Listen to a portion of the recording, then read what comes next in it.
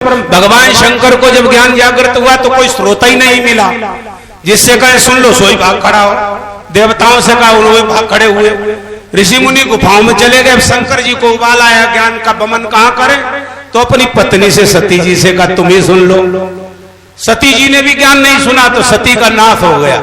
यानी ज्ञान का जब अंतर से उद्वेग बढ़ता है, ज्ञान का उन्माद बढ़ता है, यदि वो कोई ना सुने स्वीकार करे तो अपनी अंतर में इतनी खींच पैदा हो जाती है कि इससे तो शरीर ही छूट जाए तो अच्छा है। बोलो गोविंद भगवान की है? तो निवेदन आप सुनिए।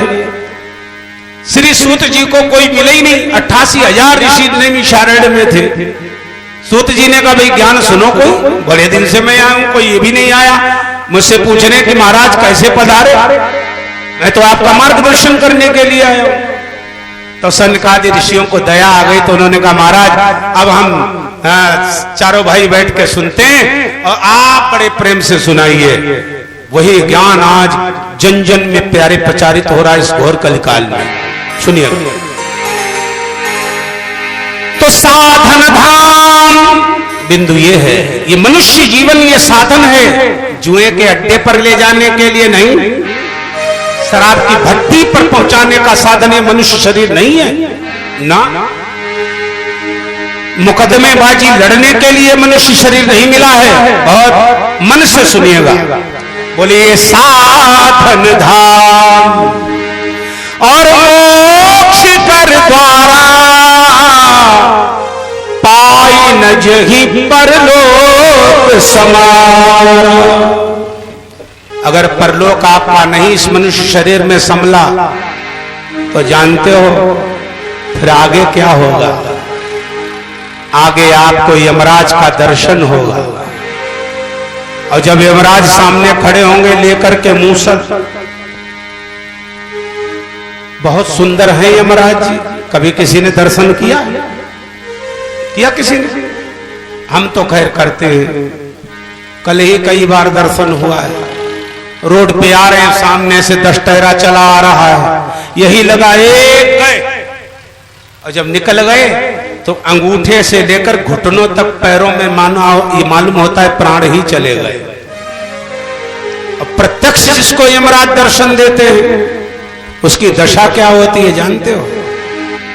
जैसे ही नेत्र यमराज के स्वरूप का दर्शन करते हैं नेत्र शक्तिहीन हो जाते हैं, फिर ये संसार को देख सकते नहीं। अब चाहे जितना परिवार वाले चिल्लाएं, देखो बड़ी बिटियां आई हैं, देखा पहचाने तो आंखें तो बड़ी बड़ी निकाले लेकिन यही कहता है। दूसरा रिएक्शन क्या होता है? वाणी अवरुद्ध हो जाती है, असमर्थ हो जाती है। अब संसार के लोग बुलाना चाहते हैं लेकिन उन्हें तो यमराज का दर्शन कर लिया है, वाणी में शक्ति रही नहीं। और शरीर का जितना लाल रक्त है वो सब श्वेत हो जाता है, अर्थात शरीर की जो हीमोग्लोबिन शक्ति है यमराज के दर्शन से क्षणमात्र में निष्क्रिय हो जाती है। संसार के लोग एक नाम दे देते हैं, मुर्दा हो गया है, मुर्दा हो गया, अब कुछ बचा नहीं। सो परत्र दुख पावहि, मनुष्य शरीर प्राप्त करके भी जिसने भगवान के धाम की प्राप्ति नहीं की, अपने परिवार समाज को धार्मिक नहीं बनाया, उनके लिए अगला मंत्र सुन लो। बोले सो परत्र, ऐसा ये जीव परतरी है। ये पापी की सुपरलेटिव डिग्री है। पापकृत, पापकृतर, पापकृतम, पापकृतर, वो परतरी जीव है। सो परत्र दुख पावहि, यमलोक में बहुत सी यातनाएं भोगता है, फिर सिर धुनि धुनि पछताए। फिर ये 3 बहाने करता है यमराज से। काल ही, यमराज जी ने कहा 80-90 साल तक संसार में तुमने भजन क्यों नहीं किया? तो जानते हुए क्या कहता है? क्या करें महाराज, भजन करने के लिए हमें समय बढ़िया नहीं मिला, समय नहीं आया है, क्या कर। 90 साल तक तो धरती पर रसगुल्ले खाता रहा, अभी भी तुम्हें समय और चाहिए? तो फिर नहीं, गलती हो गई। कर्म ही हमारे कर्म ही में नहीं था कि हम भजन करते, सत्संग करते। डबल झूठ बोल रहा। भजन तो सुरेशानंद गला फाड़ फाड़ के यहाँ 23 साल से नर्मदेश्वर महाराज में हो रहा है, तभी तेरे को होश नहीं आया। नहीं, ये बीच जो गलती पकड़ी गई तो तीसरा बहाना बनाया, और ये सबसे बड़ा बहाना। बोले अब बोल, क्या कहना चाहता? बोले क्या करें, भगवान ही नहीं चाहो कि भजन करते। अच्छा, ले जाओ इसको कोल्हू में पेरो, आग में जलाओ, और ये खूब सुन लो, इस मृत्यु लोक के बाद में जाने के बाद जीव की कभी मृत्यु होती? जोर से बोलो, होती? अच्छा एक बात बताओ, हमारे आपके कितने शरीर हैं? सत्संगी हैं आप लोग? 23 साल से तो आप कथा ही सुन रहे हो। हमारे आपके कितने शरीर हैं? कभी विचार किया? नहीं किया ना? कहो, बता दो कितने लोग सुनना चाहते हो, हाथ ऊपर करो। तो फीस पड़ेगी 1100 रुपये प्रति व्यक्ति। अब कितने लोग सुनोगे? तब भी बड़े, अरे वाह वाह, बड़े दमदार लोग हैं यहाँ के। तो वाह बेटा, बैठ जाओ बिटिया। ओ बिटिया, ओ लबी, लबी है कि लेबीज, पता नहीं क्या क्या नाम दे दिए हैं शर्टों पर। बैठ जाओ बेटा, सुनो। अच्छा, निवेदन आप सभी से है। क्या मैं कह रहा था?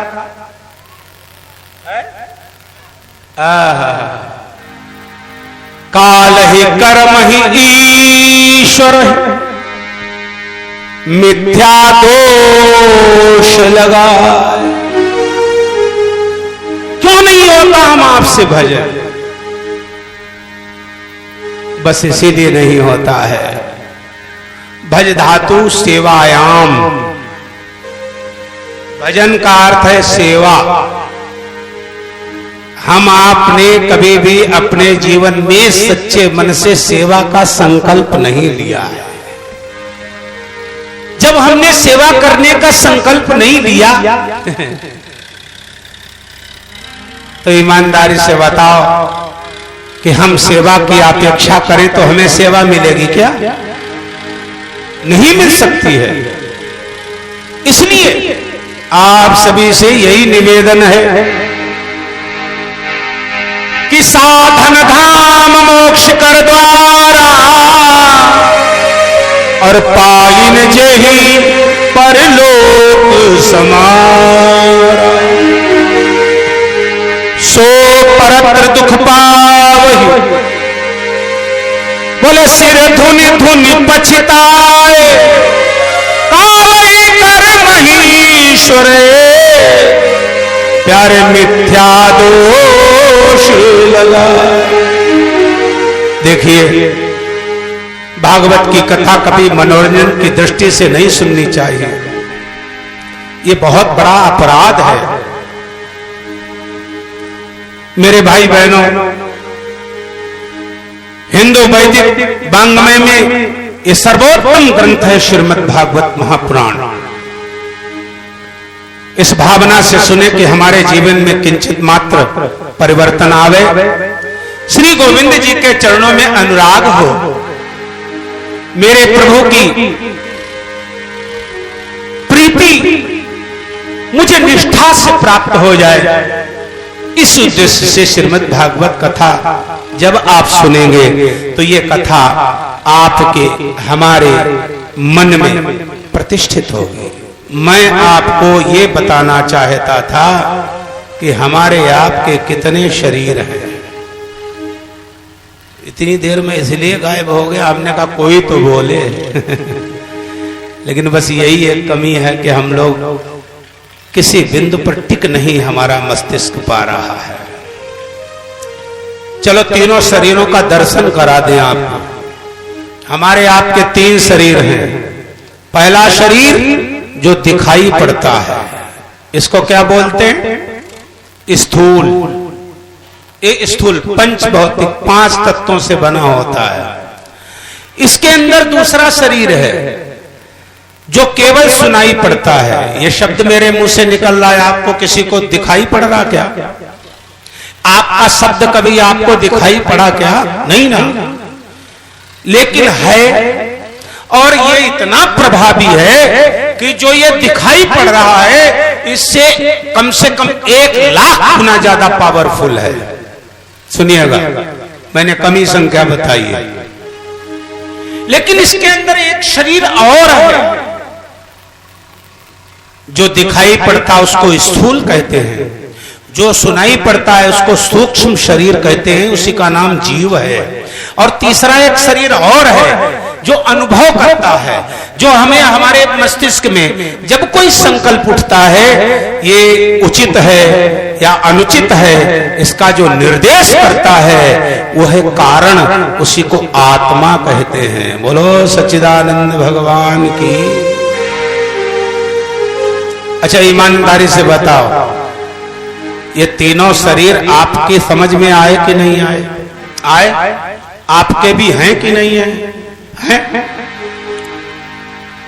तो जब इस शरीर की अवधि समाप्त हो जाती है तो जितने भी समय तक इस धरती पर यह शरीर कर्म करता है, भौतिक पंच भौतिक शरीर स्थूल, इसके द्वारा जो कर्म होता है उस कर्म का फल किसको भोगना पड़ता है? सूक्ष्म शरीर को, अर्थात जीव को। कारण नहीं भोगता है। कारण माने आत्मा। वो तो जैसे ही आपके मन में संकल्प हुआ कि ये शंख मंच पे रखा है, बड़ा अच्छा है, सुंदर बजता है, इसको मैं ले लूं, तो अंतर से कोई बोलता है जी नहीं, इस पर तुम्हारा अधिकार नहीं है। उसने अपनी बात कही, वो तो मुक्त हो गया। उचित अनुचित व्यवहार सोच पर जब आपको तत्काल जो निर्देश करता है वही है कारण, वही है आत्मा। इसीलिए वो भोक्ता नहीं है। भोक्ता कौन है? शरीर प्रत्यक्ष भोक्ता है और जीव परोक्ष भोक्ता है। शरीर यहां छूट जाता है और वो जीव कर्मों के शुभ अशुभ फल को लेकर के यहां से विदा होता है। फिर अनेक लोकों में वो कर्म के फल को भोगता है। अच्छा सुनिए, अगर आपका पुण्य कर्म ज्यादा हुआ तो आपको कहां भेजा जाएगा? स्वर्ग। पाप कर्म ज्यादा हुआ तो नरक में। पाप और पुण्य दोनों सामान्य हुए तो फिर आपको मनुष्य शरीर मिलके फिर इस मर्त्यलोक में आने का अवसर मिलेगा। और सुनो बड़ी गंभीर बात, जिनका पाप और पुण्य दोनों समाप्त हो जाता है वो जीव कहां जाता है? वो जीव फिर वैकुंठ अर्थात भगवान के स्वरूप में विलय हो जाता है। इसीलिए कहा गया है ये जीव क्या है? बोले ईश्वर अंश। अरे जीव अविनाशी ईश्वर अंश। सब गाओ। जीव अविनाशी ईश्वर अंश। ईश्वर अंश जीव अविनाशी ईश्वर जीव अविनाशी। चेतन अमल चेतन अमल सहज सुख राशि। चेतन अमल सहज सुख राशि। चेतन अमल सहज सुख राशि। चेतन अमल ईश्वर अंश। ये जीव भी तो ईश्वर का ही अंश है। जैसे परमात्मा अविनाशी है वैसे ही ये जीव भी अविनाशी है, इसका कभी नाश होता नहीं है, केवल शरीर बदलते हैं। आजा आजा आओ मस्ती से बजा। क्या बात? निवेदन सुनो। ईश्वर जीव विनाशी बोले चेतन अमल सहज सुख राशि। आज आपको मैंने निवेदन पूर्वक ये बताने का प्रयास किया है, मनुष्य से शरीर संसार में कोई दूसरी देह, दूसरा शरीर नहीं है। और इस मनुष्य, अच्छा एक बात और सुन लीजिए, जितना भी कानून व्यवस्था है ये सब मनुष्य शरीर पर ही लागू होती है। शेर किसी को मार डाले, सांड किसी के प्राण ले ले, कोई पशु किसी का वध कर दे, तो भारतीय संविधान में कोई कानून है उसके लिए? बताओ, बोलो बोलो। कहीं सांड को फांसी सुनी है? शेर को आजीवन कारावास? नहीं। और मनुष्य किसी को दो अपशब्द बोल दे तो उस पर सारे न्याय, सारी कानून व्यवस्था है। इसलिए इस मनुष्य शरीर को एक एक श्वास और एक एक पग बहुत विचार के चलने की आवश्यकता है। अगर चूक गए ना, बड़े बड़े वीतरागी परमहंस जो है पशु योनि में जन्मे, इसी भागवत में दृष्टांत है।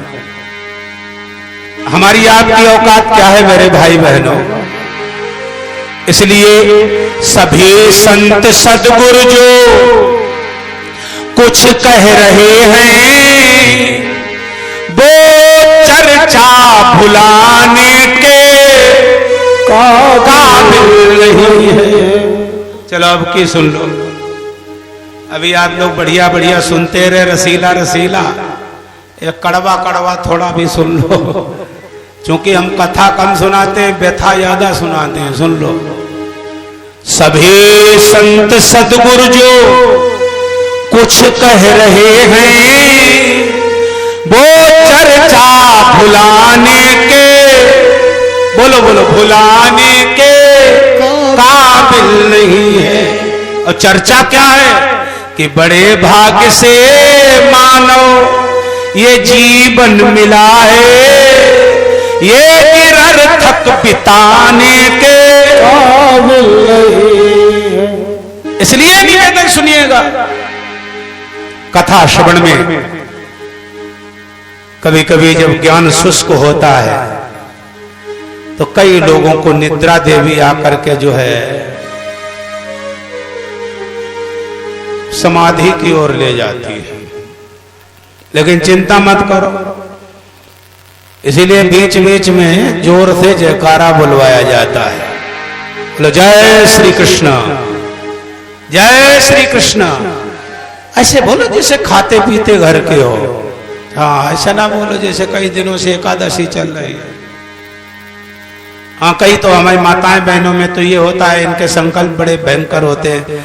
ये कई तो ऐसी होती है 9 दिन लौंग कुटुक के रहती हैं। एक महीने में गया उस समय बंगाल में, तो माता जी ने क्या किया, वो लेटी और 9 दिन के लिए उन्होंने अपने महाराज सीने पर कलश रख करके 9 दिन प्यारे जो है व्रत किया। हम कहे हे भगवान।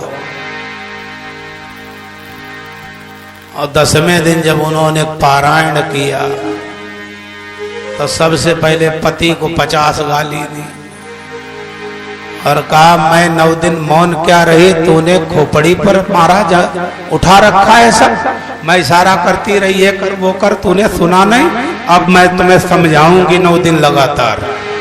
कभी कभी ऐसा भी अनुष्ठान होता है, तो ऐसा अनुष्ठान किस काम का बताओ, ईमानदारी से। हमारे ऋषिकेश में एक त्यागी बाबा थे, मौनी थे, न संतों की निंदा न कराए, भगवान प्रणाम उनके चरणों में करता हूँ। अन्न नहीं लेते थे स्वामी जी। स्वर्गाश्रम से बगल में गीता आश्रम है, गीता आश्रम के बगल में कुटिया थी त्यागी जी। एक सेठ उनकी रोज सेवा करता था, 1 लीटर सुबह 1 लीटर शाम को गाय का दूध दे आता था। स्वामी जी दूध पी लेते थे, फलाहार कर लेते थे, विश्राम करके भजन करते थे।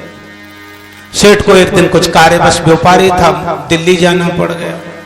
तो उसने पत्नी से कहा, देखो भाई गुरुजी जानते हो न तो लेते नहीं हैं और अपने यहाँ के ही दुग्ध पे आधारित हैं, तो तुम ऐसा करना, डब्बू आ जाए, उनका बेटा था डब्बू कब्बू ऐसे नाम रखते हैं आजकल आप लोग, शुद्ध नाम कहाँ रखते हैं।